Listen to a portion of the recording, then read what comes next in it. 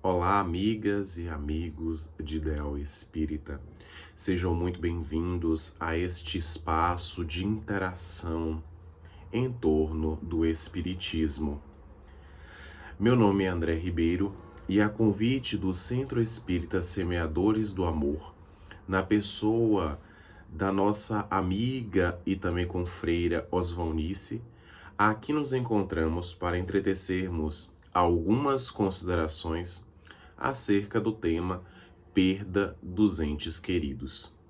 Tema esse que, inclusive, está contemplado na obra da codificação, mais precisamente no Evangelho segundo o Espiritismo, no seu capítulo 5º, Bem-aventurados os aflitos. Mas antes de darmos início às nossas considerações, vamos orar. Amigo e Mestre Jesus, companheiro incondicional de nossas vidas, agradecemos a oportunidade que dispomos de nos utilizarmos da tecnologia nesses dias tão delicados e tumultuosos, para então promovermos a divulgação desta doutrina consoladora que tanto nos estimula ao bem. Que possamos estar conectados aos fios invisíveis da bondade, do equilíbrio, do amor, que nutrindo o nosso espírito, hão de nos fazer aperfeiçoar em direção à senda da luz e da verdade. Abençoa os nossos empreendimentos e permita-nos que a fala, que a nossa capacidade discursiva seja mais clara e inteligível possível. Deus seja conosco e que Jesus nos abençoe hoje, agora e por todo sempre. Que assim seja.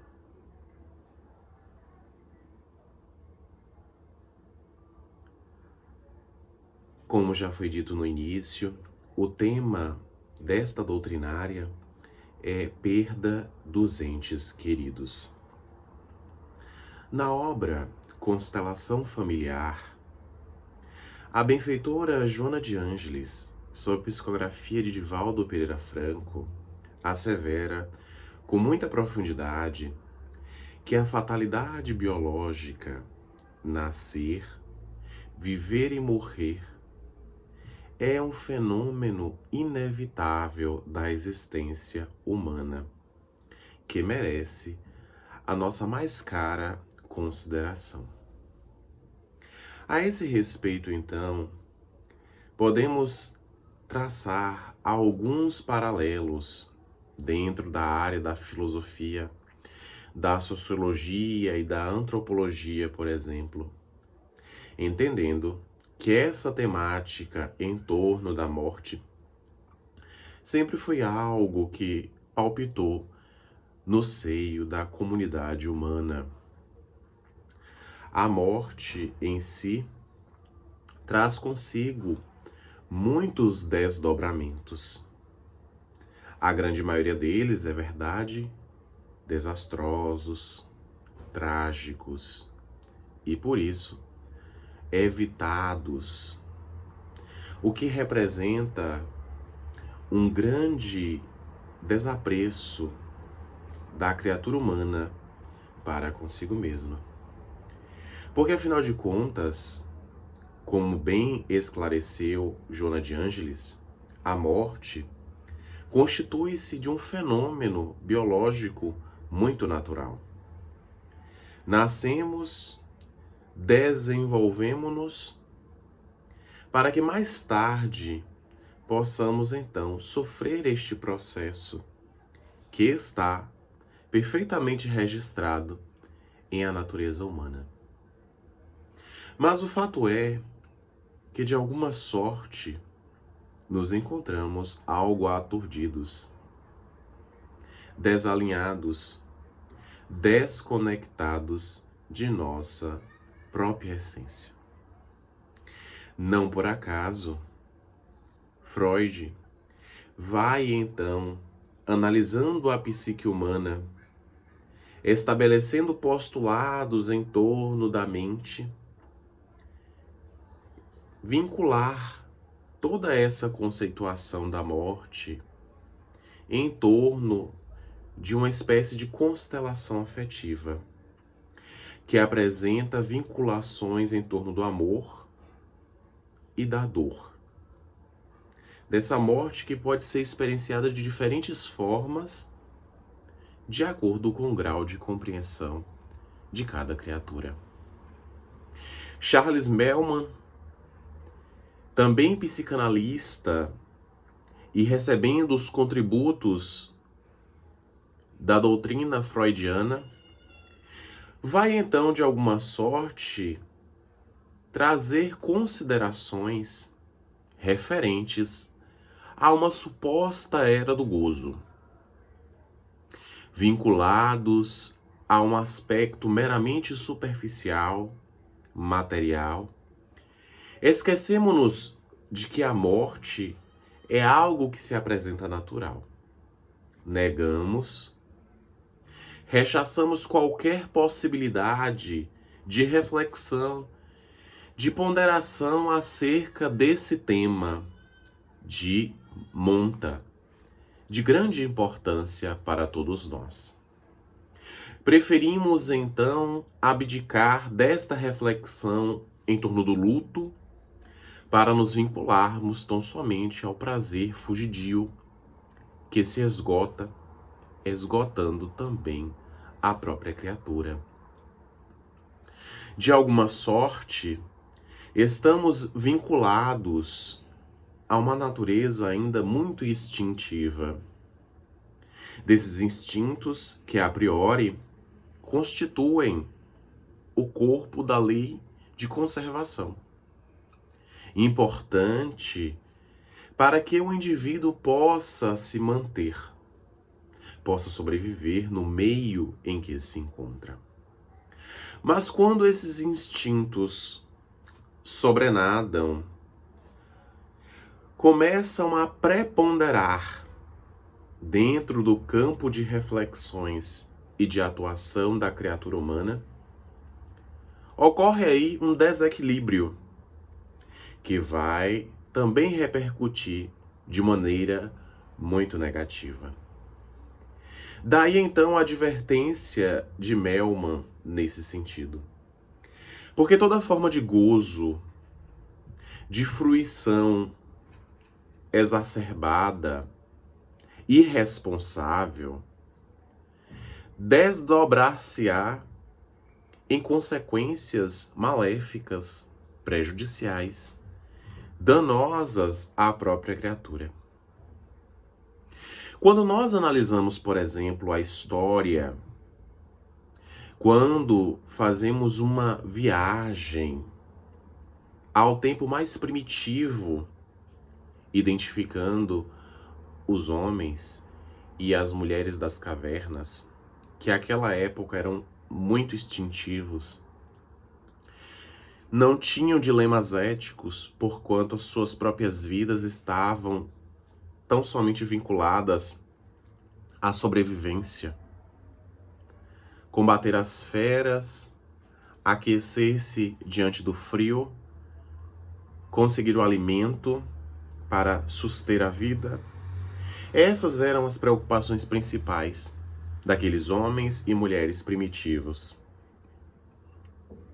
Caminhando então na esteira da técnica e da ciência, esse homem e esta mulher foram, a pouco e pouco, progredindo. E é claro, muitos foram os avanços nesse sentido. Devassamos o macrocosmo, identificando muitos astros, milhares de galáxias, estrelas, que deslumbram ainda hoje a mente humana.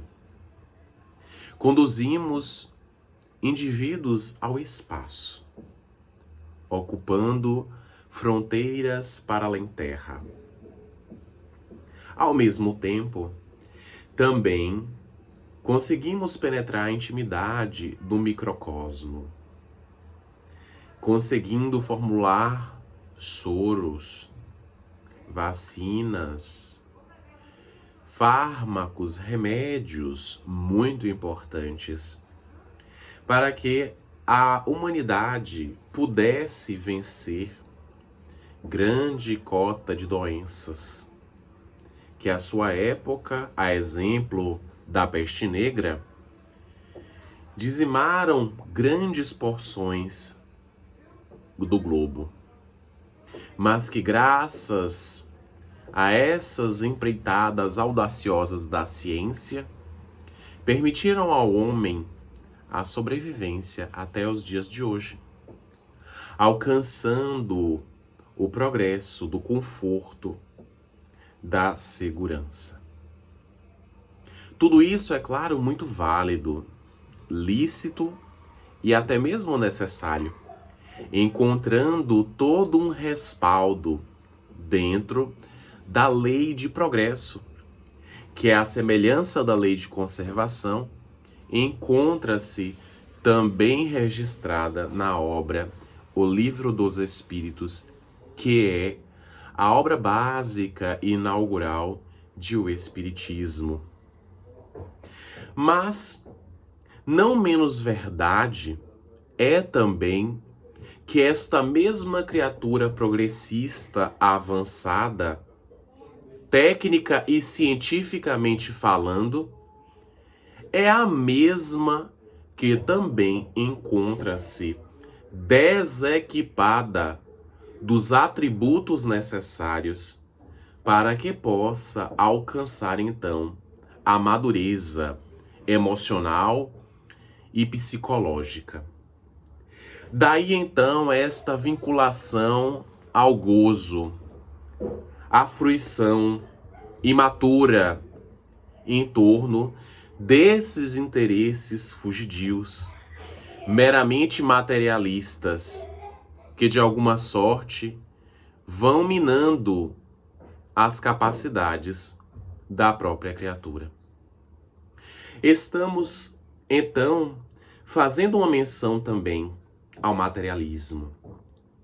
Materialismo esse que a época de Allan Kardec, o egrégio codificador, também foi identificada como uma das grandes mazelas da humanidade, da sociedade. Porque, de certa forma, deturpa, ilude, confunde os indivíduos, fazendo com que seus interesses possam se confundir, se perder. E então, aturdida e aflita, a criatura passa a então utilizar-se de mecanismos arbitrários, de fugas psicológicas, para tentar de alguma sorte escapar à fatalidade biológica da morte, ao sofrimento, às dores. Estamos diante de uma sociedade avançada, já o dissemos. Ao mesmo tempo, há de se considerar que estamos também diante de uma sociedade muito adoecida. Um adoecimento que, inclusive, já foi constatado pelas organizações de saúde. O DSM-5, que reúne as doenças de problemática ou de tratativa psíquica, desde 1952, vem então ampliando o corpo de suas análises.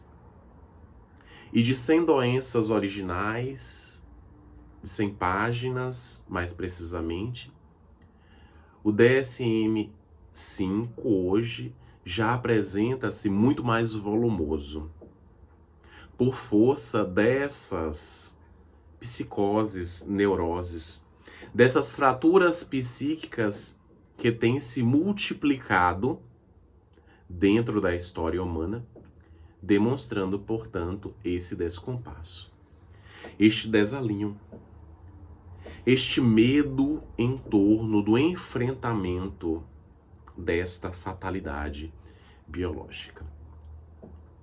Portanto, é claro que devemos então refletir acerca dessa temática da morte, ressignificando-a. E a própria Veneranda Joana de Ângeles já nos esclarece que o sono em si já é um ensaio para o fenômeno da morte. Já é uma pré-morte. E então, durante este período, já podemos então ensaiar o fenômeno e ampliar o raio das discussões em torno do tema, mas facilitará que quando este processo ocorra, o espírito mais preparado possa seguir o caminho da luz e da verdade, não se detendo em larga ou extensa perturbação.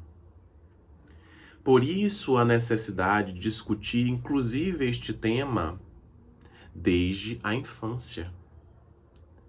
Não numa atitude mórbida, trágica, radical, mas trazendo ao mundo infantil, através da ludicidade, de um contexto mais simples e acessível à criança, o entendimento em torno do desapego, da responsabilidade para com as nossas próprias ações, do cuidado que devemos nutrir pela natureza e por aqueles que nos cercam, entendendo que tudo se modifica e que não podendo contar por vezes com a presença do outro, podemos então ressignificar a sua presença através das boas recordações, da boa lembrança, para que o indivíduo não se aflija, não se perturbe em demasia. Recordamos de uma história dita por Maíse Braga, que é uma palestrante vinculada à Comunhão Espírita de Brasília e que inclusive já fez alguns vídeos para a Federação Espírita Brasileira. E ela então narra um fato, algo peculiar. Uma história, portanto, verídica. Uma senhora a procurou na comunhão para dizer-lhe uma experiência que tivera há pouco. Ela era, em verdade, viúva. Tinha um único filho, que a partir daquele momento da perda do esposo passou a ser o centro da atenção de seu convívio, de sua própria existência. Ele era piloto de avião. E um dia, porque seu colega iria acompanhar o nascimento do seu primeiro filho, trocam então de turno. E ocorre que, neste episódio da troca, estando o jovem a pilotar aquele avião, é então acolhido pela fatalidade. Vem então a desencarnar por força de um acidente aéreo. E aquela senhora, a partir daquele instante, ficara completamente perdida. A grande gema preciosa de sua existência, a joia, seu filho, morrera. E com ele, toda a sua esperança, seu entusiasmo, seu otimismo. Passara então aquela senhora a frequentar o cemitério, levando coberta, café, biscoitos, para ali ficar mais próxima do seu filho. Pelo menos é o que ela acreditava. E passados 2 anos do desencarne, da morte do jovem, ela então vai lhe dizer, numa atitude bastante racional, que aquele seria o último encontro, que ela houvera arquitetado a sua própria morte. Iria se suicidar porque não suportava mais o peso da perda do seu filho querido, desejava reencontrá-lo. Quando então um fato, algo estranho acontece. A senhora sente uma mão pousando no seu ombro e, ao virar o rosto, percebe a presença do seu filho, trajando o uniforme de piloto, tal qual aquele em que estava no dia fatídico. O jovem então apresenta-se sorridente e diz-lhe: minha mãe, não faça isso. Graças a Deus, eu não estou mais aí. E a senhora, tomada de espanto, de surpresa, ante aquela revelação, a presença do filho, tem uma síncope, desmaia. E ao despertar, aquela senhora percebe a inutilidade por ter permanecido 2 anos justamente no lugar em que seu filho não se encontrava. E a partir daquele instante, passa a se dedicar, porque costureira, a fazer enxovais para crianças recém-nascidas, dando dignidade à sua própria existência e, é claro, honrando a memória de seu próprio filho. Portanto, esta experiência já alude, já traduz um pouco daquilo que desejamos transmitir. Fazendo esta referência à morte como um evento biológico e ressignificando a própria palavra perda. Porque, de fato, não há uma perda efetiva. Samson, na mensagem grafada em O Evangelho segundo o Espiritismo, alerta-nos para os empréstimos que nos são concedidos pela providência divina. Os nossos filhos, como diria Khalil Gibran, não são nossos filhos. São empréstimos concedidos pela divindade. E não há que se falar em perda, porque para nós, que somos espíritas, temos já um conhecimento a esse respeito, de que a suposta suspensão da presença, em verdade, simboliza que o espírito agora encontra-se em uma outra condição. Está agora desvestido da matéria, mas ainda vivo, porque não fora aniquilado pelo fenômeno da morte, que oportunamente podemos dizer, o Espiritismo matou. O Espiritismo matou a morte porque nos fez e nos faz compreender que este fenômeno, sendo natural, transforma a matéria, permitindo que o espírito seja então repatriado, retorne à sua pátria de origem.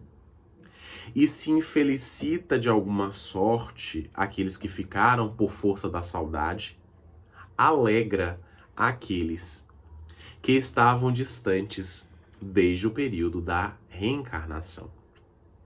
Portanto, ressignificar a perda é então compreender a importância desse fenômeno, desta consolação trazida pela doutrina espírita, no sentido então de entretecermos ponderações a esse respeito, para que diante desta ocorrência não nos valhamos de medidas arbitrárias, escabrosas, a exemplo do suicídio, da drogadição, das fugas espetaculares que existem a mancheias abundantemente.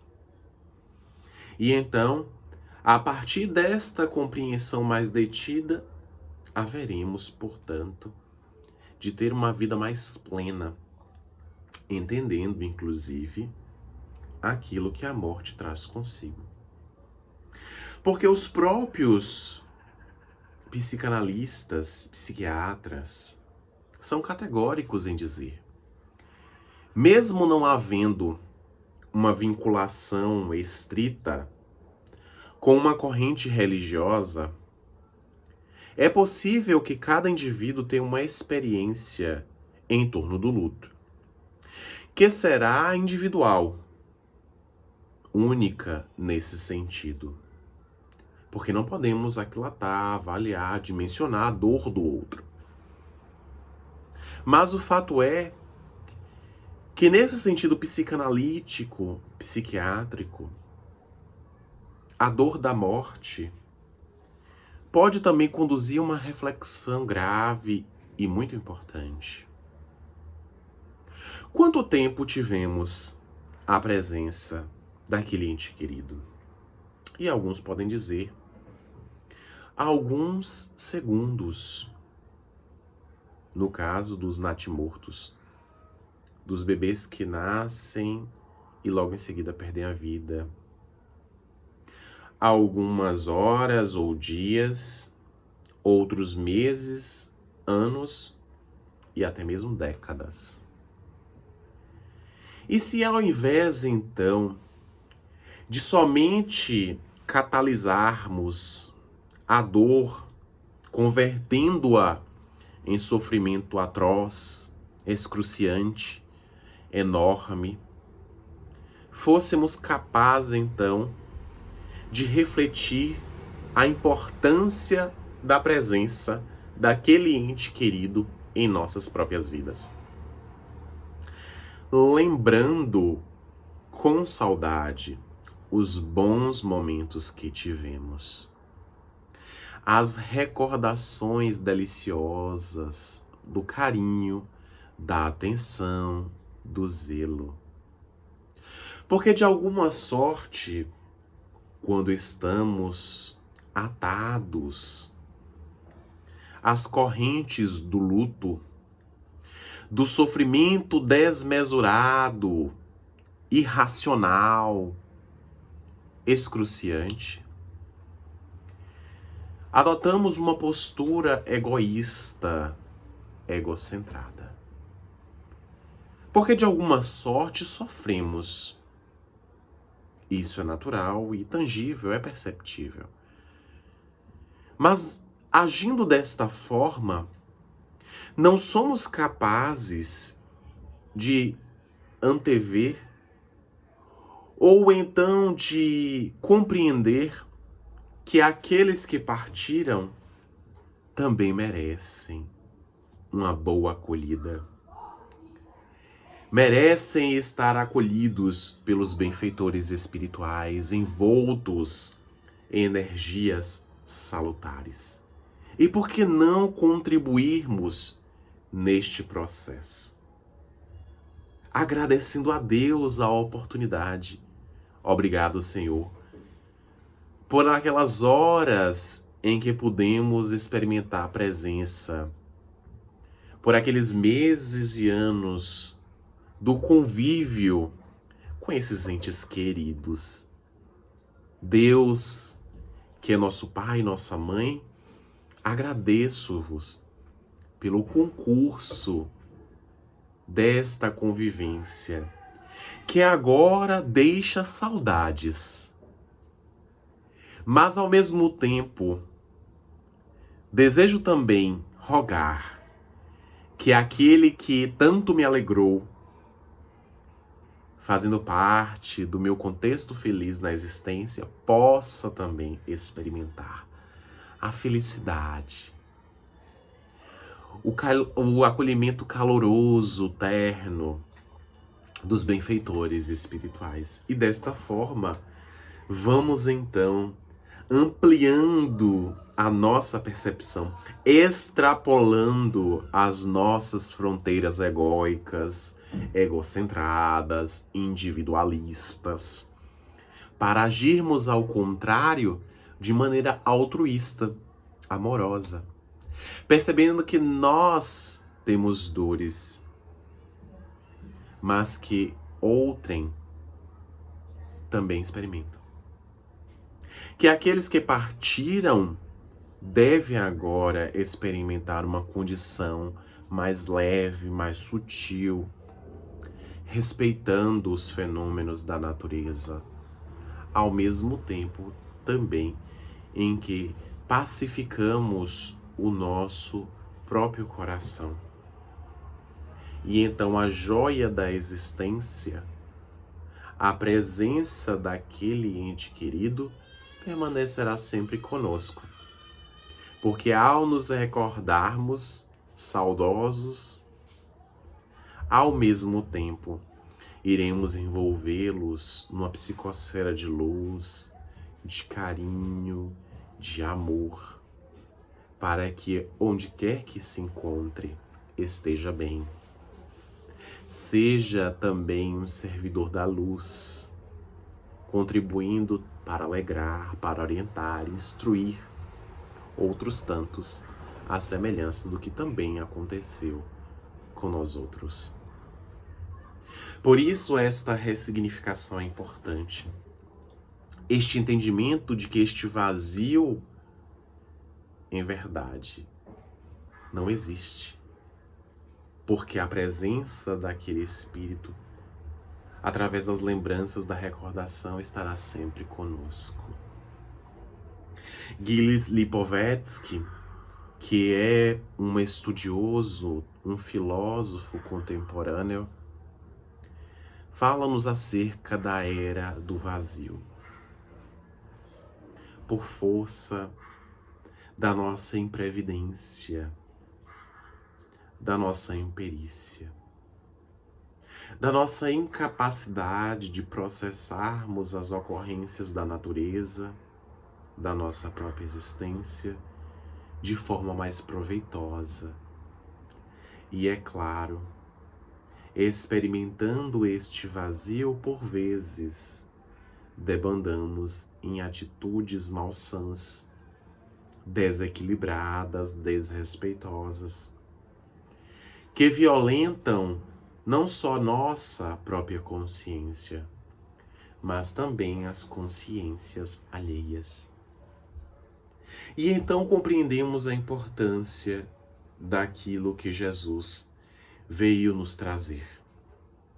O Mestre, de maneira tão bela e ordenada, trouxe-nos ensinamentos gotejados a partir de benfeitores espirituais, de entidades angélicas que se desdobraram em trabalhos hercúleos para arar o terreno ressequido, seco de nossos corações, de nossas consciências, permitindo que a água lustral do Evangelho pudesse criar zona fértil à semente da boa nova, da boa notícia, para que mais tarde houvesse frutos.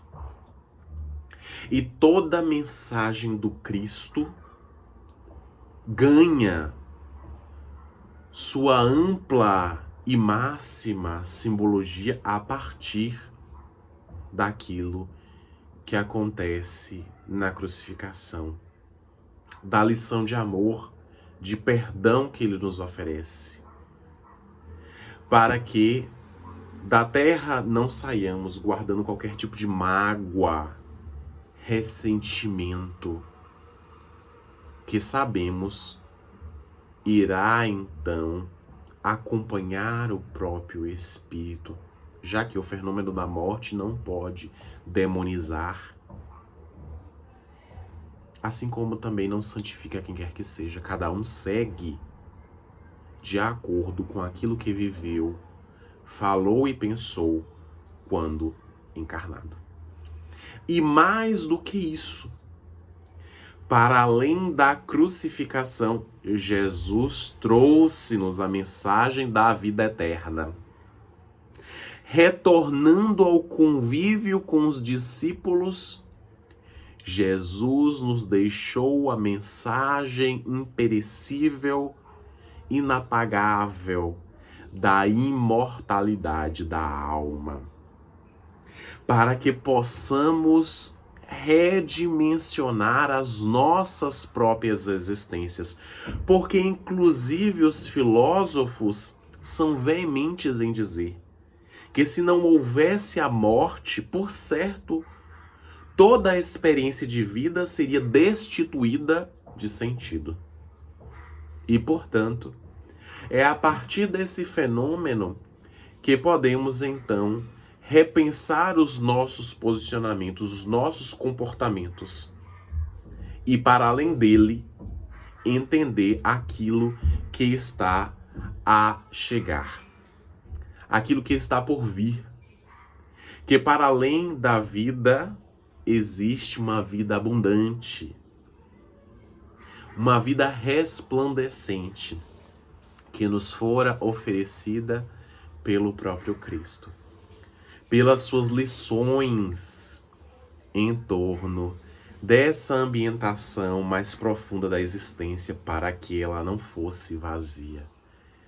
Para que não fosse a nossa uma vida frívola, superficial, mas que ao contrário, refletindo acerca dos fenômenos cotidianos, pudéssemos nos encaminhar ao reino dos céus, ainda estando atados à matéria, ainda estando encarnados.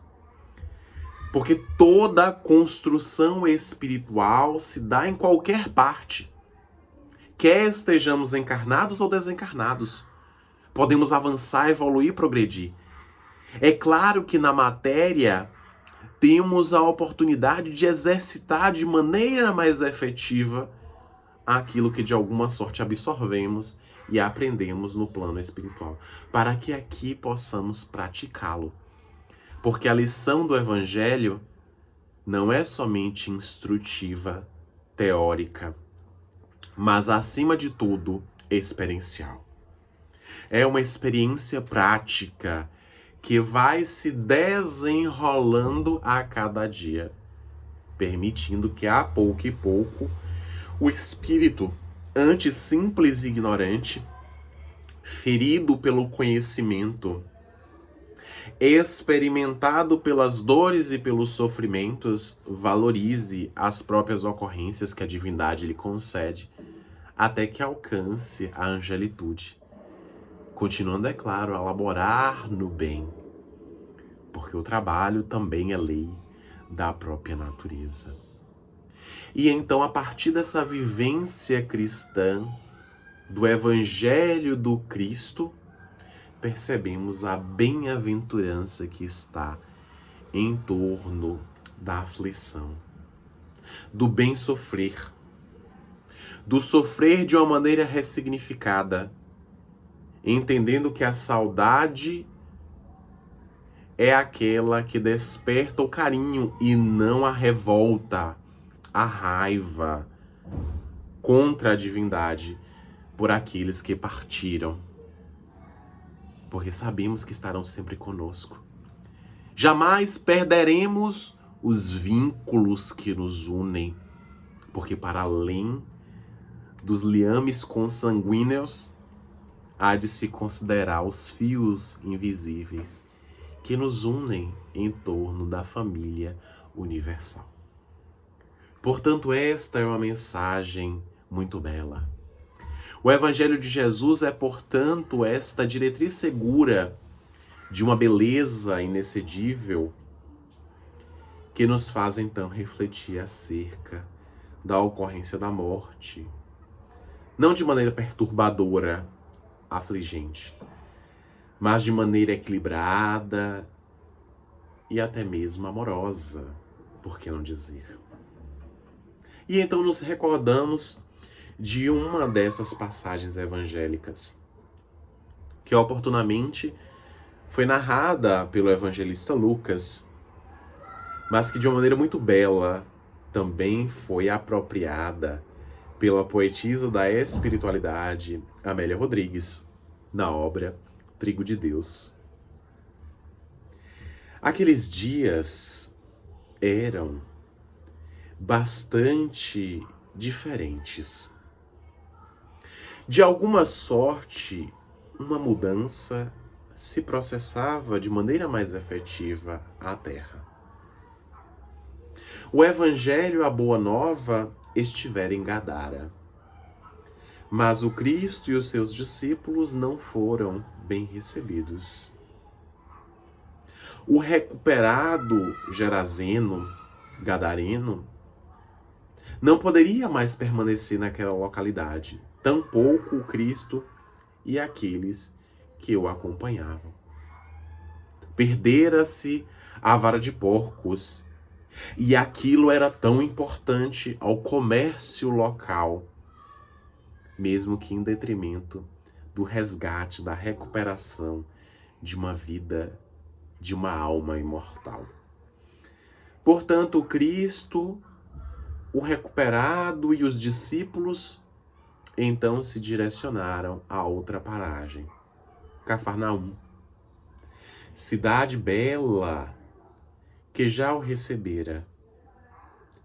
E é claro que a fama do Cristo naquela época já o precedia. Os indivíduos já tinham inclusive conhecimento da recuperação daquele indivíduo que era conhecido como endemoniado de Gadara, que ficava inclusive preso, encarcerado a um cemitério, porque dito louco, perturbador da ordem pública. E então uma grande multidão se acotovelava para, quem sabe, também colher um benefício, um milagre do próprio Cristo. E aproximando-se do mestre, apresentou-se Jairo, que ajoelhando-se, roga em favor da sua própria filha. Mas a multidão era demasiada. Muitos se empurravam. E então o contato não era tão efetivo quanto se esperava. E então Jairo percebe que o Cristo já estava distante por força dessas contingências. Uma mulher toca-lhe as vestes e restabelece-se em saúde. Era conhecida como a hemorroíça, ou a mulher do fluxo sanguíneo, desde há muito vilipendiada, humilhada, inclusive na comunidade em que vivia. E então gritos se ouviam aqui e acolá, exultando, dando hosanas a Deus pela oportunidade do Messias naquela hora, naquela região. Mas Jairo estava perseverante e continuava a olhar para Jesus, quando de repente seus olhos novamente se encontram e ele tem mais uma oportunidade de dizer: Senhor, por favor, acorre à minha casa. Minha filha de 12 anos está a desencarnar, a morrer. Socorre-nos. E Jesus, penetrando profundamente a alma daquela criatura, que sendo inclusive um chefe da sinagoga, ali estava, desvestido de qualquer tinta de personalismo, de uma crença fanática, apresentando-se na qualidade excelente de pai que ama a sua própria filha. E então Jesus vai auxiliá-lo, vai ao seu encontro, seguido, é claro, daquela ampla multidão. E quando estavam chegando aos umbrais, às portas daquela rica residência, muito bem ornada, confortabilíssima, percebe a movimentação de algumas criaturas, de alguns indivíduos. Um deles, inclusive, aproxima-se da caravana e diz: Jairo, ela morreu. Dispensa o Senhor para que possa ocupar-se com aqueles que precisam muito mais neste momento. Ela morreu. Não há mais o que fazer.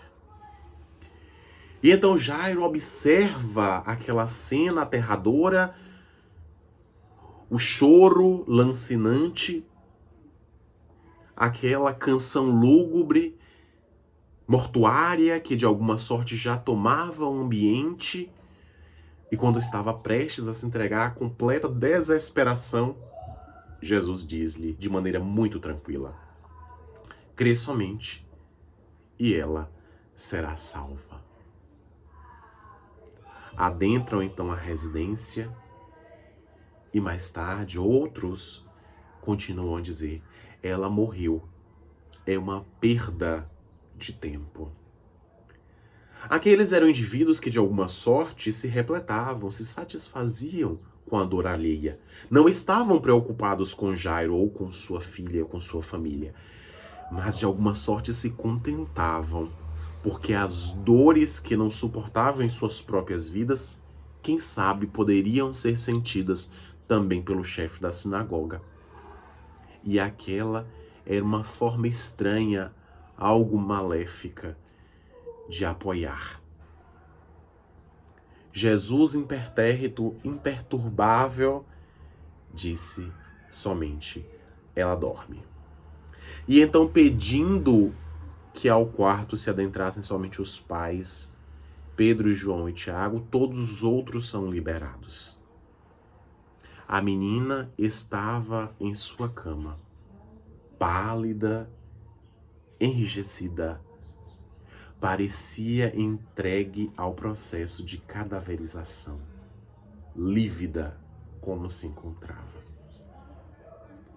E Jesus então toca-lhe, dizendo: Talita com, menina, levanta-te.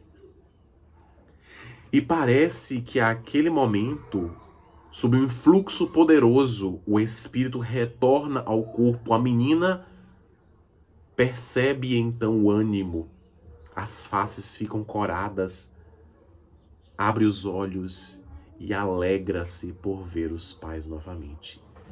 Grande alegria estronda-se naquele reduto minúsculo, naquele quarto. O pai então colhe a filha em um abraço demorado, beijando a sua face de maneira muito carinhosa, paternal. E quando então ia agradecer, percebe que o mestre já não mais se encontrava. Houvera recolhido a si e também aos demais para outra localidade, porque em verdade não carecia de retribuição, de qualquer forma de agradecimento. Dessa forma, compreendemos então que mais tarde, agradecida profundamente, aquela jovem envelhecida pelo tempo, mas rejuvenescida na alma pela boa nova que cultivara desde então, sempre se recordava com carinho, com alegria, quando dizia acerca do mestre. Quando então falou-lhe de maneira tão amorável: Talita com, menina, levanta-te. E a semelhança daquela menina, muitos de nós nos encontramos cadaverizados, mortos em vida. Perdemos as esperanças, o otimismo. Entregamo-nos ao vazio, à depressão, sem qualquer laivo esperança de luta, de vitória. A mensagem evangélica, ao contrário, é uma mensagem de vida em abundância, de esperança. Os dias, é fato, são difíceis, algo delicados. Estamos diante de um contexto, por exemplo, de pandemia, de distanciamento social. Devemos preservar a nós mesmos e aos outros. mas sem nos esquecermos da importância da vida de relação, do respeito que devemos nutrir uns pelos outros, entendendo que a vida, tal como ela se apresente, pertence a Deus, que jamais poderemos nos utilizar de medidas arbitrárias, escabrosas, como o suicídio direto ou indireto, para então abreviar os nossos sofrimentos, sob, é claro, a consequência de mais tarde experimentarmos o guante de pesadas consequências. Todos nós temos dificuldades, elas são naturais. Na obra Plenitude, que é uma das componentes da série psicológica, a veneranda Joana de Ângeles, sob psicografia de Divaldo Franco, esclarece que certamente o sofrimento faz parte da vida, por ser mecanismo da natureza, através do qual o processo ou progresso intelecto-moral se expressa e se consolida. Portanto, nenhum de nós apresenta uma vida isenta de sofrimentos. Não por acaso, a obra que é referência para a palestra de hoje, o Evangelho segundo o Espiritismo, tem em seu capítulo 5º, Bem-aventurados os aflitos, o maior de toda a obra. Por consequência, aquele que também apresenta a maior quantidade de mensagens dos Espíritos, porque estamos a braços com o sofrimento desde há muito. Mas é necessário, então, compreender, ressignificando este sofrimento, para que possamos compreender a vida tal como ela se apresente. Para que a morte simbolize esse fenômeno necessário, ao mesmo tempo que também nos traz o senso de gratidão, de reconhecimento à divindade pela oportunidade que dispomos de termos convivido com aqueles que nos alegraram a vida. É esta compreensão que tentamos de alguma sorte transmitir, e que foram também aquelas transmitidas por tantos outros psicanalistas, psiquiatras, filósofos, teólogos, teóricos, pelo próprio Cristo. Ressignificar a ocorrência da morte, entendendo que a perda é somente um fenômeno de natureza egóica, que em verdade aqueles que partiram permanecem conosco, unidos em oração, presentes em nossa memória, através das reminiscências carinhosas, amorosas, afáveis, e que se neste momento estão aparentemente distantes, podemos recordar deles através da oração, da meditação, do bom pensamento, para que experimentem a alegria, a felicidade, porque também são dignos, são filhos de Deus. E desta forma, compreenderemos que jamais estamos a sós. Há uma nuvem de testemunhas, como nos disse o apóstolo da gentilidade, que está a nos assessorar. Portanto, cuidemos dos nossos bons pensamentos, das nossas palavras para que sejam boas, das nossas atitudes para que sejam positivas, porque se não estamos amparados pelos bons, por certo estamos assistidos pelos maus espíritos. E desta forma que o Cristo, que vencendo a cruz de ignomínia, de humilhação, da morte, da aniquilação, possa nos fazer renascer em esperança, em bondade, em equilíbrio, em amor, para que nos transformemos interiormente, E quando formos então colhidos pelo anjo da desencarnação, pela morte, não recalcitraremos o aguilhão, iremos de boa vontade, porque entenderemos que cumprimos aquela cota de trabalho no campo físico e que agora nos são solicitados os serviços no campo espiritual. Que o Senhor seja conosco, nos abençoe, nos estimule ao bem nesses dias e por todo sempre. Vamos orar.